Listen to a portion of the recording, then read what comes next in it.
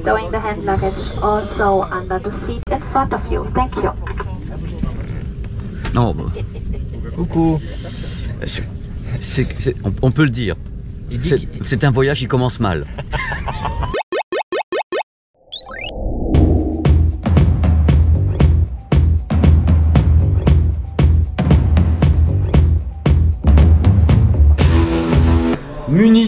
Munich, 5 heures d'arrêt, pas plus. Hein. Vous allez assister à un truc un peu particulier parce que nous sommes 6 jours avant la présentation des smartphones Samsung Galaxy S20 à San Francisco. Mais 6 jours avant, on a le droit de les voir et de les manipuler ici à Munich. Donc c'est une avant-première, c'est une prise en main. C'est ce que vous allez voir dans cette vidéo. Bon, allez, on descend et on va arriver directement à l'entrée ici. Et c'est là qu'on va voir la démonstration tout de suite. On y va. Ah ouais. Vous êtes prêts? On entre. C'est parti. Voici donc le lieu dit, avec déjà JB et Jojol qui travaillent. Il est là. Regardez un peu la jolie couleur en plus que j'ai trouvé pour être assorti avec tout le reste sur la chaîne, c'est génial. Bonjour, donc c'est le début officiel de la vidéo. Bienvenue sur PP World pour cette présentation de la gamme Galaxy S20. Donc en effet, ça ne sera pas S11 ou ce que vous voulez, c'est S20. Pour débuter, il y a 3 produits en effet. S20, S20 Plus, S20 Ultra. Concernant les diagonales, le Galaxy S20 a un écran de 6,2 pouces, le Galaxy S20 Plus a un écran de 6,7 pouces, le Galaxy S20 Ultra a un écran de 6,9 pouces. Tous les écrans sont des modèles dynamiques AMOLED, Quad HD, compatibles HDR10+. On y va, soyons fous. J'ai même réussi à voir les prix. Alors les prix, tenez-vous bien, parce que quand même c'est du matos, hein. C'est quand même un fleuron chez Samsung. Il y aura 5 références pour la France et pour l'Europe. Les tarifs et les références sont les suivants. Le S20 4G, 909 €. Vous noterez le 9, hein. 909 €. Le S20 5G, 1009 €. Le S20 Plus 4G, 1009 € également. Même tarif. Le S20 Plus 5G, 1109 €.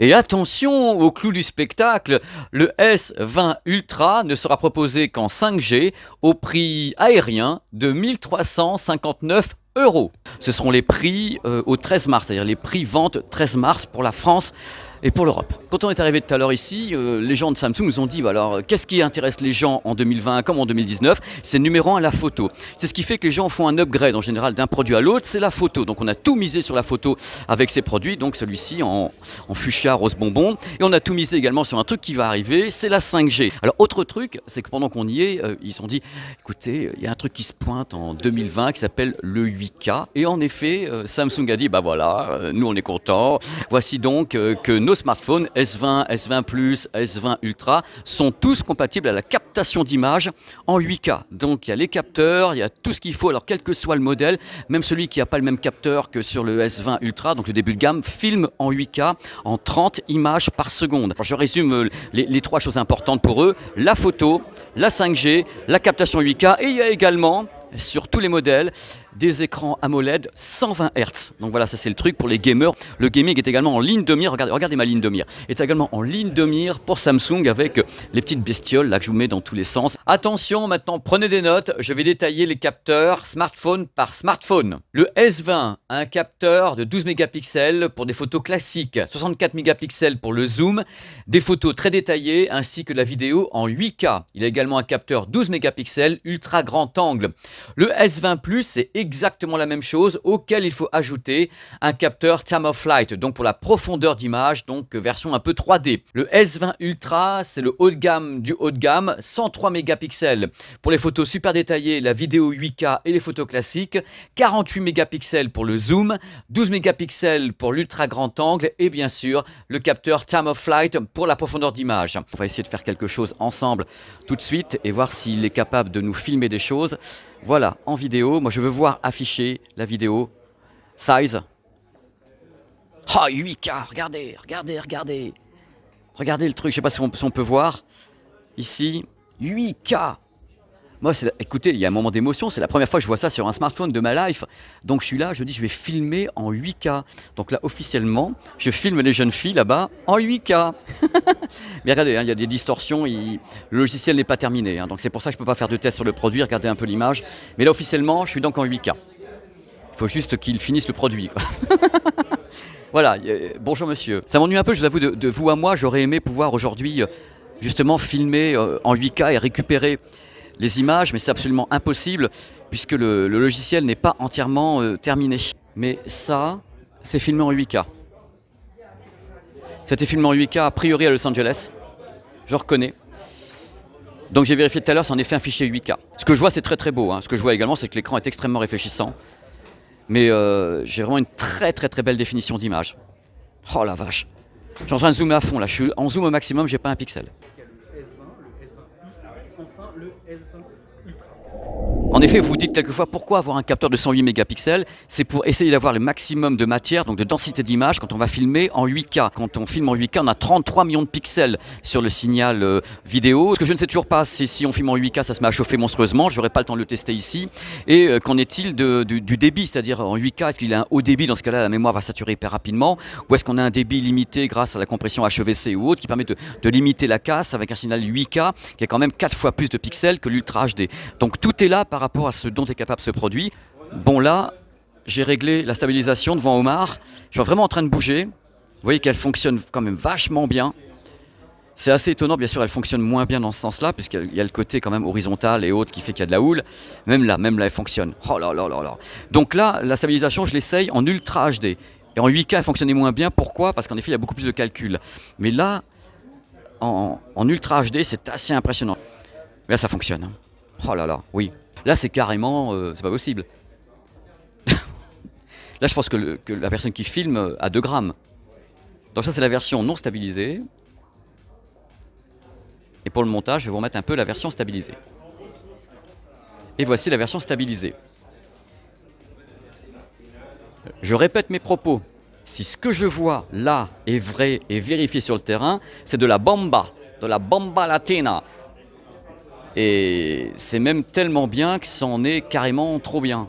Je vérifierai. Je vais courir dans, je ne sais plus dans quel patelin, je ferai exactement la même image. Vous saurez si c'est stabilisé ou pas.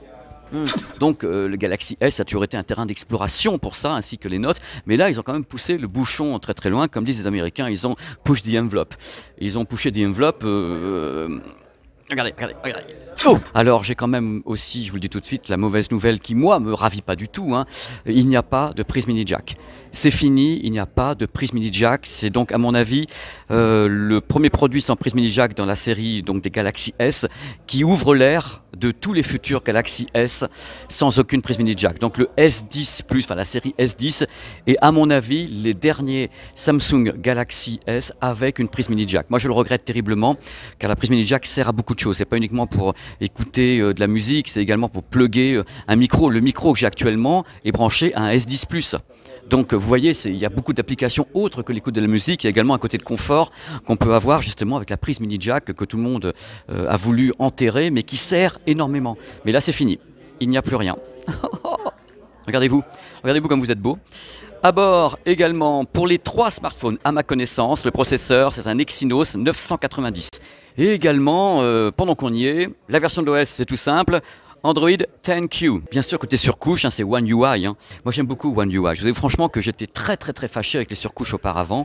Et depuis l'arrivée de One UI, j'ai redécouvert, en fin de compte, un univers. Je trouvais ça vachement pratique, vachement clair. Donc, je suis un fan de One UI. Le produit intègre la messagerie Google Duo avec, attention, des fonctions exclusives. D'abord, ça sera en Full HD. J'ai dit, voilà, Google Duo en Full HD. Avec en plus une version grand angle avec l'écran 120 Hz, AMOLED et tout. Donc, c'est avec ça, vous n'êtes pas content. On ne sait pas ce qu'on peut faire. Donc pendant qu'on y est, ils ont lancé également les Galaxy Buds Plus.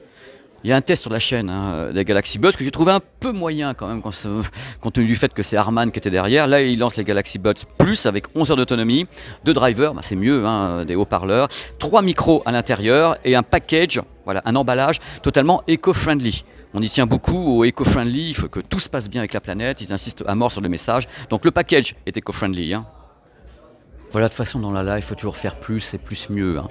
Parce qu'il y a challenge. Il faut quand même savoir qu'en face des S20, il y a du monde. Hein. Ils sont pas les seuls sur le marché, il y a intérêt à frapper fort, sinon c'est très compliqué. Bon, les amis, c'est la fin de cette vidéo, cette prise en main comme ça, faite rapidement à Munich, donc 6 jours avant le lancement, enfin la présentation officielle de l'Unpacked à San Francisco. Donc quand vous aurez cette vidéo, l'Unpacked sera en cours à San Francisco ou bien terminé.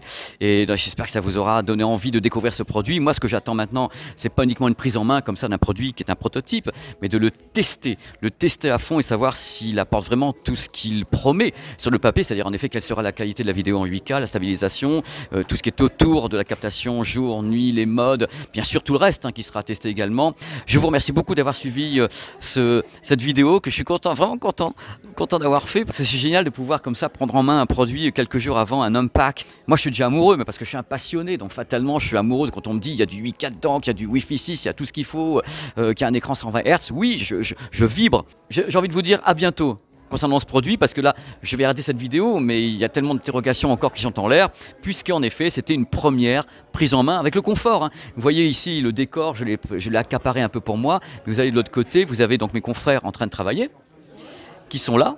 Je tourne un petit peu le truc et j'ai réussi à avoir un petit coin comme ça sympa pour vous donner un petit décor, et c'est ce que je voulais quoi, pour faire un petit truc comme ça. Merci d'avoir regardé cette prise en main des Samsung S20, S20 Plus, S20 Ultra. Voilà, c'est celui que je vais tester, je crois, celui-ci, parce que dès que c'est un peu haut de gamme et que ça coûte une blinde, c'est pour moi. Allez, ciao, à bientôt sur ma chaîne YouTube. Bye bye.